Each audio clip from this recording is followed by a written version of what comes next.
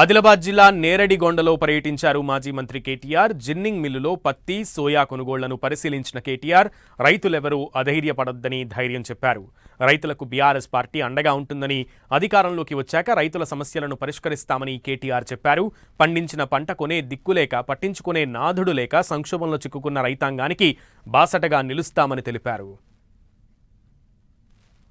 మన ప్రభుత్వం ఉన్నప్పుడు ఇదే అధికారులు, ఇదే సీసీఐ, కానీ ఆ రోజు 20% ఉన్నా, 22% తేమ ఉన్నా ఆ రోజు కొనిపించింది కేసీఆర్ గారి ప్రభుత్వం. నడిపెట్టడానికి తెలివి ఉంటే, నడిపెట్టడానికి రైతు మీద ప్రేమ ఉంటే, నడిపెట్టోడు రైతు బిడ్డ అయితే బరాబర్ రైతులకు న్యాయం. మనం వీడికి వస్తున్నామని తెలుసుకొని వ్యవసాయ మంత్రి గారు ఏదో వీడియో కాన్ఫరెన్స్ పెట్టినా అంటాడు. ఎవరితో పెట్టినావు? కేంద్రంలో ఉండే ఎవరితో ఎల్లైతునో పుల్లైతో పెట్టిండట.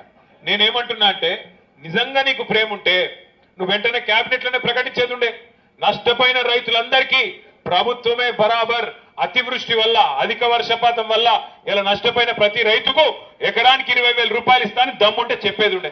అది బంగారం అసొంటి పంట, తెల్ల బంగారం మన దగ్గర, మన దేశంలో, మన రాష్ట్రంలో వండుతుంటే ఇలా మోడీ గారు, కేంద్ర ప్రభుత్వం బయటికెళ్లి పత్తిని దిగుమతి చేసుకునే ప్రయత్నం చేస్తా ఉన్నది. ఎందుకు మనకి ఇవన్నీ పెట్టిర్రు?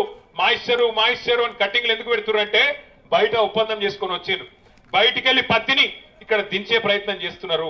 మన మీద ప్రేమ ఉంటే కేంద్ర ప్రభుత్వానికి ఇక్కడున్న బీజేపీ ఎమ్మెల్యేకు, బీజేపీ ఎంపీకి పోవాలి, పోయి మోడీతో